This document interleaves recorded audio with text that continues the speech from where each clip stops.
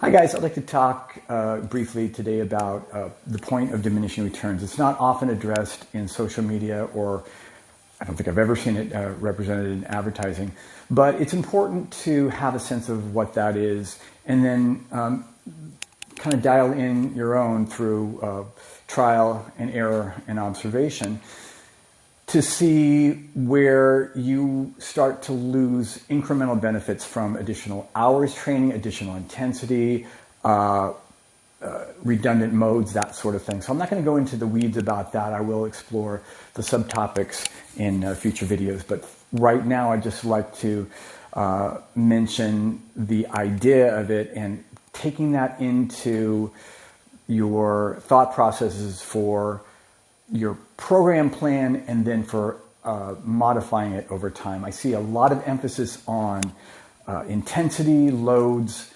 and volume, but at a certain point, we do have diminishing returns in terms of additional incremental benefits, both on the endurance side and on the strength and hypertrophy side, but especially when they're combined. The older body does need a little bit more time to recover, generally speaking, but even younger clients that I've had tend to overdo it to the point where they notice that they're putting in more effort or increasing their intensity. And not only are they not breaking through plateaus, but they're at times exacerbating those or even risking injury or are more vulnerable to illness. So what I'd like to say is take the basic elements of your program, ask yourself if they have the components that are the most important to you to create the results that you're looking for, and think about the synergy of combining different modes. Do you have the right amount of endurance or anaerobic power with the strength training, or is strength training all that you're interested in?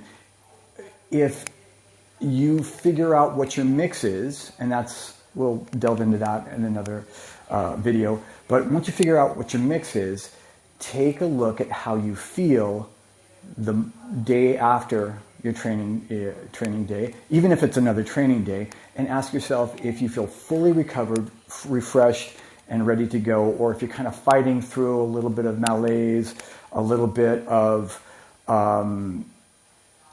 additional effort and to get the same work done, or maybe your heart rate's coming up higher and staying up higher. Those are all good qualitative indicators that you may be overtraining and you may be overdoing it. And the other thing is there's a corollary with long-term benefits, and that is if you overtrain,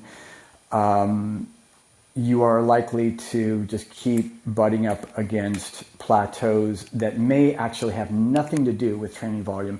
They may be genetics or age-related limitations. Those are real, and it's good that we figure out what those are so that we don't waste time lowering our return on investment for the training.